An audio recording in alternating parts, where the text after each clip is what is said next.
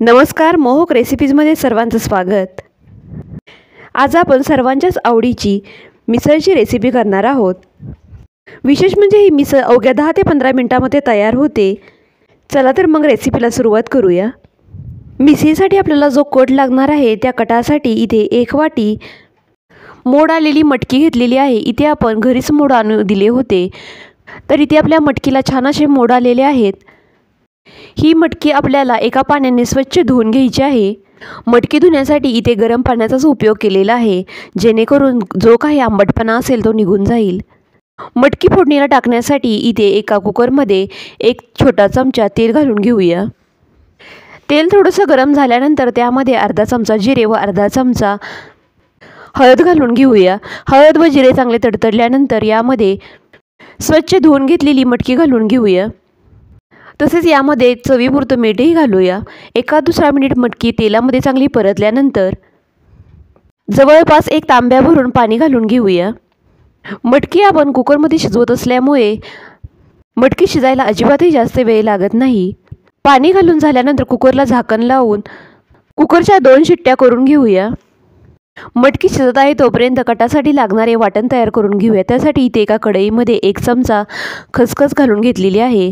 खसखस थोडीशी तडतडल्यानंतर ती काढून त्याच कढईमध्ये 1 चमचा पांढरे तीळही चांगले भाजून घेऊया। पांढरे तीळ भाजून झाल्यानंतर 1 छोटी वाटी सुक्या खोबऱ्याचा किसही चांगला ब्राऊन रंग येईपर्यंत भाजून घेऊया। खोबऱ्याचा किस चांगला ब्राऊन रंग येईपर्यंत भाजून झाल्यानंतर त्याच कढईमध्ये 1 छोटा चमचा तेल घालून घेतलेले आहे। त्यामध्ये 1 मध्यम आकाराचा कांदा बारीक चिरून घेतलेला आहे। त्यामध्ये थोडंसं मीठ घालून कांद्याला चांगला ब्राऊन रंग येईपर्यंत तेलामध्ये परतून घेऊया। 3 ते 4 मिनिटांनंतर कांद्याला छान असा ब्राऊन रंग आलेला आहे। आता कांदा काढून 1 मध्यम आकाराचा टोमॅटो बारीक चिरून घेतलेला आहे, तो घालून घेऊया व थोडंसं तेलही घालूया। आपल्याला हा टोमॅटो चांगला मऊ होईपर्यंत तेलामध्ये परतून घ्यायचा आहे। तर इथे आपला टोमॅटोही चांगला मऊ झालेला आहे। वाटणाचे सर्व पदार्थ आता थंड होत आलेले आहेत। आता इथे मटकी शिजली आहे की नाही ते चेक करूया। तर इथे आपली मटकी चांगली शिजलेली आहे।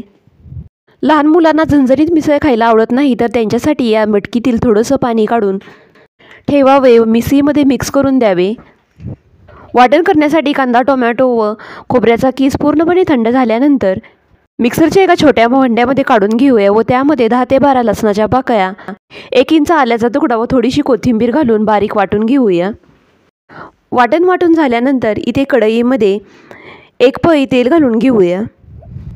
तेल चांगलं गरम झाल्यानंतर त्यामध्ये 1 चमचा जिरे, अर्धा चमचा मोहरी, 7 ते 8 कढीपत्त्याची पाने, 1 मोठ्या आकाराचा कांदा बारीक चिरून घेतलेला आहे, तो घालून घेऊया।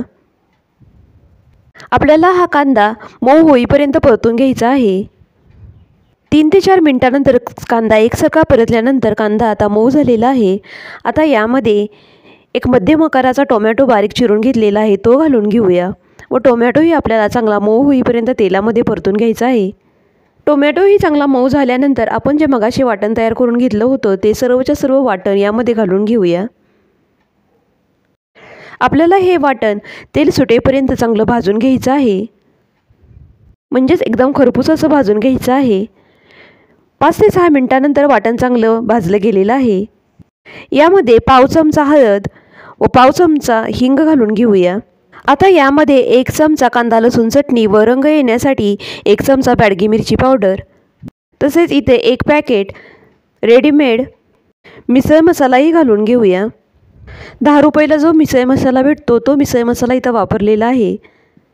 सर्व मसाले तेलामध्ये चांगले परतल्यानंतर यामध्ये थोडंसं पाणी घालून घेऊया।